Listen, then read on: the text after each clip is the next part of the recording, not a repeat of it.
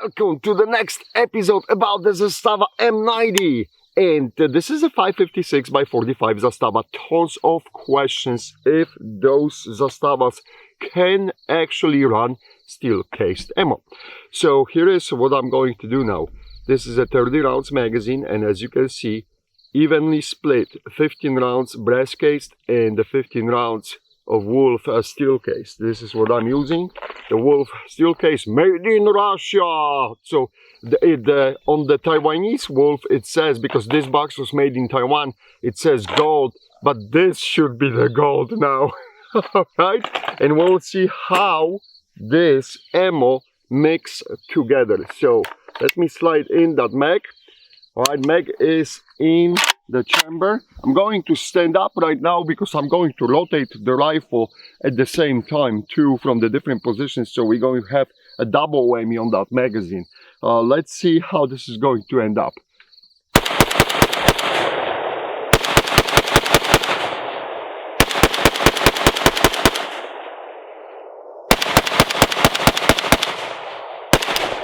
And that's it. Check it out, guys. Completely no effect, all 30 rounds, mixed 30 rounds, expanded, chamber is empty. You got this, Ula? Yep. All right. So this is your answer. Yes, it eats the steel cased ammo without any issues. Now let's go to the platform and we will see how the accuracy at the extended ranges is looking like. One shot, one kill test, 3x ACSS scope on the rifle. You can really cycle through those targets from 100 all the way to 500 yards. That's what we got prepared on the range today for you. But I have to slow down and wait for the Ula. This is a live TV because she has to adjust the camera. I think between the 100 and the 150 targets, we can go a little bit faster. But other than this, we'll be slowing down so she can set up the camera. So you guys can have a really good trace camera view. We don't want to screw this up. The weather is slowly going to shed here, so hopefully everything will hold up. Let's roll. No more bullshit talk. Ula, are we good at the 100 yards warm-up shot? Yes. Alright, 100 yards warm-up target, not the shot, warm-up target is set up. Let's see. Alright, right between the eyes. Ula, are we good with the 150? Yes. Okay, the 150 target now. That one is hidden behind the hill from my vintage point of view, but this is the, I call that Spetsnaz special. We'll try to pull the Spetsnaz special. So we do have the hostage and the terrorist. So let me kill the hostage first. Alright, hostage is dead. So he drops to the knees. And now let's see if we can take out that terrorist. Nope, that was a second shot into the hostage head. Well, it is what it is. All right, this was a bonus shot, guys. I'm making this shit up. Let's go now to the 255 yards target. This is only 9 inches wide target. So we do have the guy who came out from the gulag. he's a political prisoner, has to be taken down. Ola, how are you doing with camera? Ready. Alright, 255. We do have some slight wind. Alright, let me see.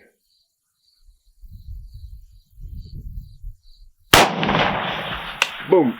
Let me see where I got him. That was a hit for sure because I hear that. Alright, right below the neck, he's choking the dissident is choking in his capitalistic blood, so he's done. Time for a 300 yards target. Ula, let me know when the 300 yards target will be ready. It's ready. Alright, it's ready. I'm using, funny enough, since this is the 556 223 AK, I'm using the Wolf Gold from Taiwan. You cannot make this up. Serbian AK, Taiwan ammo. Alright. Let me see how we can deal with that target down there at 300.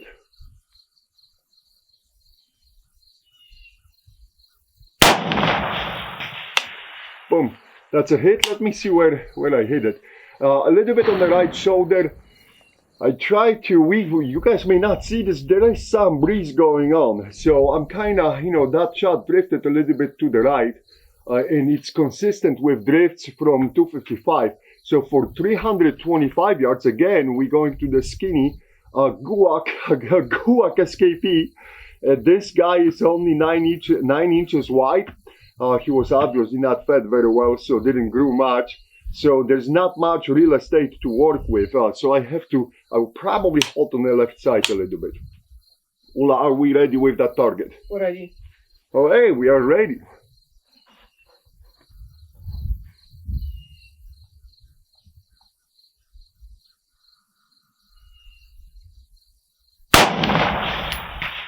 Boom, that's a hit. Let me see where I hit him.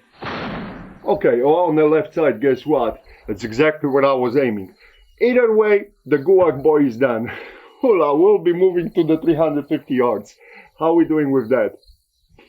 And So- we're ready. So as you guys can see, I'm cycling to those targets without adjusting anything on the ACSS scope. That's the beauty of that scope.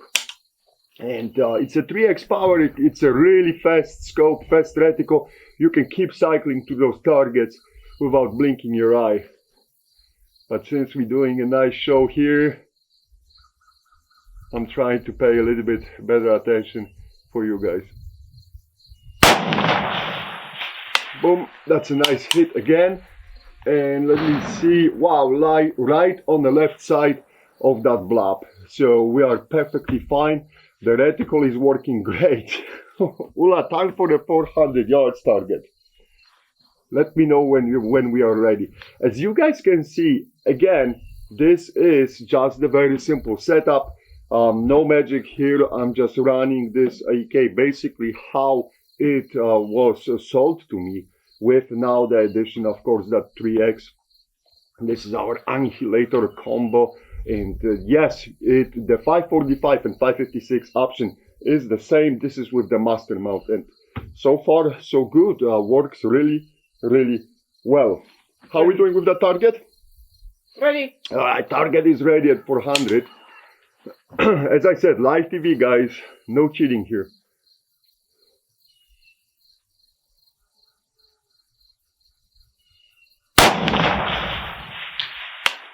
I hear the hit. Let me see what happened. And where is he?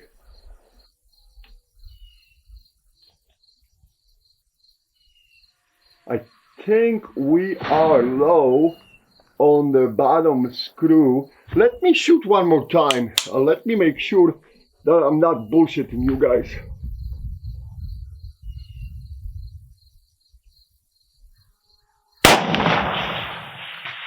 Yeah, that's a hit for sure. Okay, yeah, I aim it higher right now, and this is exactly where the round went. I think that first hit was low on that screw. I just want to make sure that we are really hitting this nicely, and you can see it for yourself. You have a better view than I do on your screen where you're watching, because you're watching everything in HD. I have to rely on the feedback sound. And I did not repaint that target very well, so I wasn't sure where that hit was. You know what? I'll push one more round, because there may be some non-believers what's happening there. So, Ula, are we good?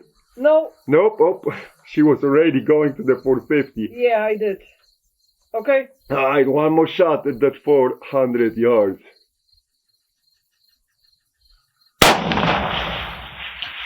Yeah, that's a hit again. And yep, we are more in the center. So we're hitting, it's just the 556, 223. It is not very, that round doesn't make a lot of ping when hitting a target. Now we will go to the 450. I'm sorry for screwing this up for sure. No, I just screw up. I didn't turn the camera. For when? For 400, one more shot. Oh, go one more time? All right, so my goodness, we're going one more time for the 400. How many times I have to hit that target? Just one sec. Let me know. Ready? All right.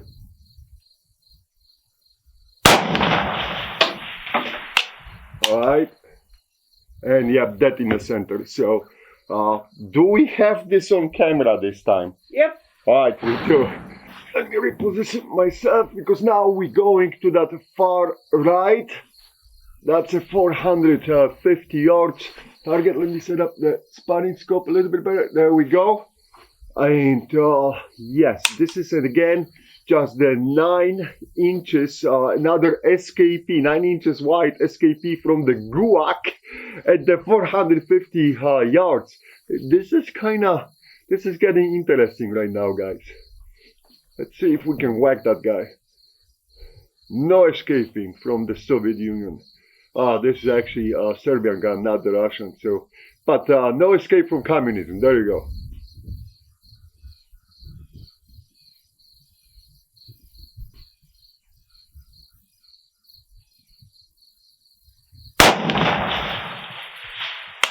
I hear the ping.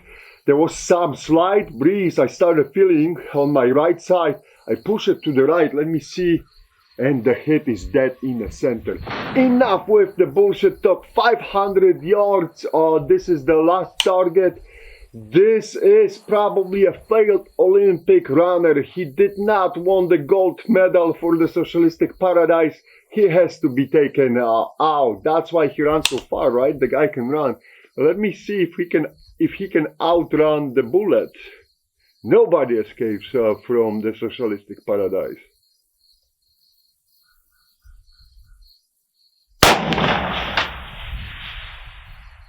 I don't know. Let me see. Yep, we got him. My goodness, guys, you can barely hear hits on the plate. The hit I checked in the spotting scope is right on a little bit slightly on the left side of that red blob, and it's a good hit, but I couldn't hear it. This just tells you that that 500 yards, that hit is not really as audible as from larger calibers. But you know what? Hit is a hit. Not bad performance from Zastava. I got one more thing to show you. Don't go anywhere. Oh yeah, I want to show you one more thing. Right now I'm running this rifle on the setting number 1. So what happened was Zastava actually changed the settings on this gas block.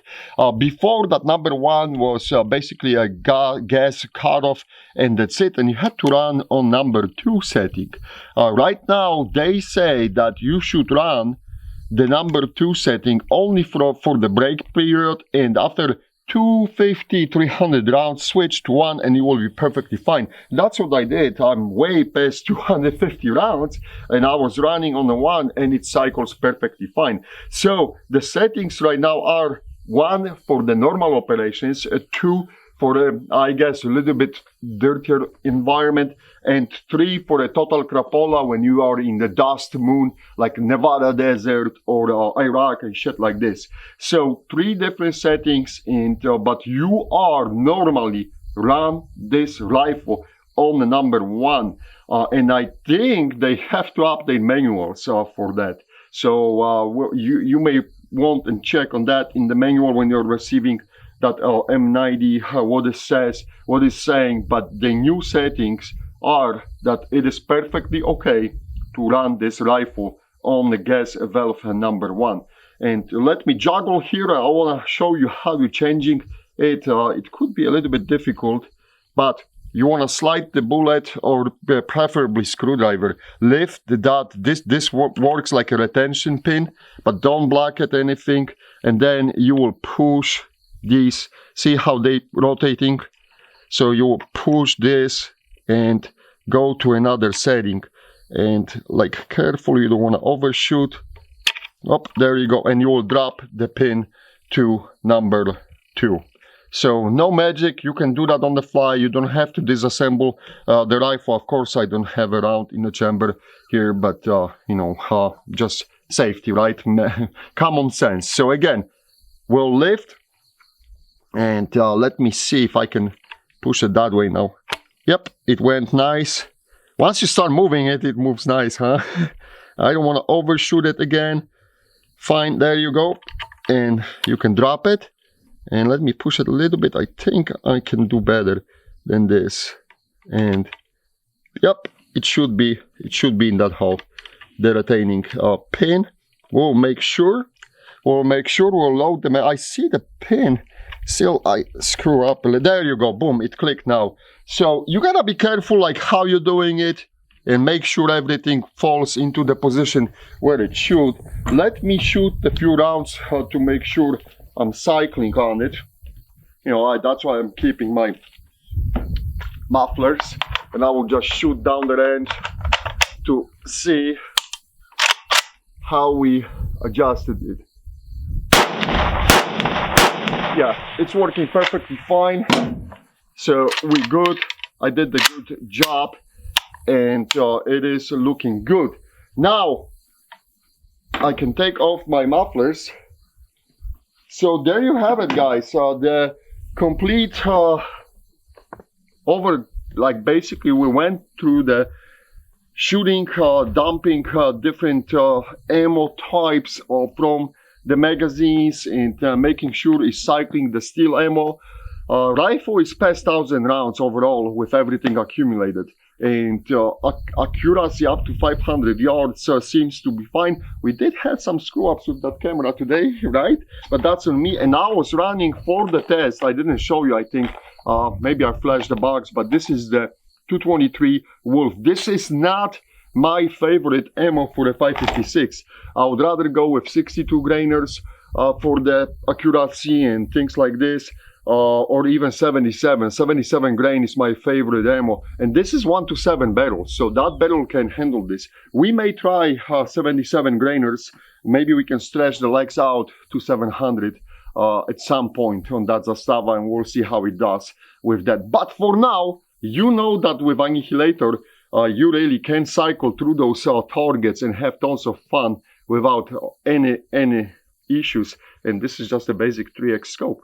All right. Thank you for watching. Please let me know if you have any questions, and I'll be more than happy to answer it. I'll be watching the comments for around 24-48 hours on that video, and try to answer it as many questions as I can. As always, it's a pleasure to be in your house through the TV or phone, and we are very grateful for this. Thank you guys. Bye. See you in the next video.